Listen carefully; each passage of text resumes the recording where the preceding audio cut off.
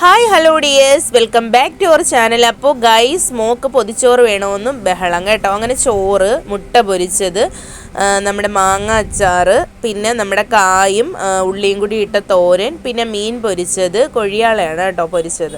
അങ്ങനെ ആ മീൻ പൊരിച്ചത്, പിന്നെ ചമ്മന്തിയും കൂടി ഉണ്ട് ഗൈസ്. അപ്പോൾ നമ്മൾ പൊതിച്ചോറ് കെട്ടാൻ പോവുകയാണ്.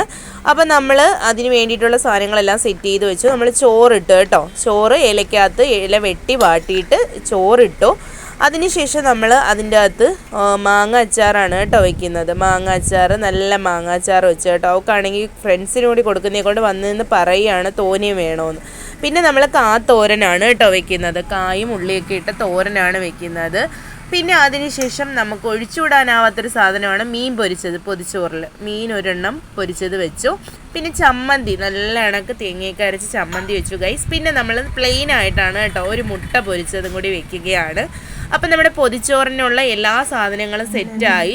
ഇനി നമ്മൾ ഈ ചോറിൻ്റെ അകത്ത് നമ്മൾ പൊതിയാൻ പോവുകയാണ് കേട്ടോ. ഇല വെച്ചിട്ട് പൊതിയാണ്. ഞാൻ പേപ്പർ അടുക്കി വെച്ചിട്ടാണ് കേട്ടോ ഗൈസ് പൊതിയുന്നത്. അപ്പോൾ അതാ നമ്മൾ ഇലയൊക്കെ നല്ല കണക്ക് സെറ്റാക്കി വെച്ച് നല്ല രീതിക്ക് തന്നെ പൊതിയുകയാണ്. അപ്പം മോക്ക് കൊണ്ടുപോകാനുള്ള പൊതിച്ചോറ് റെഡിയായി. ഇന്ന് പാത്രത്തിലാക്കുന്നില്ല.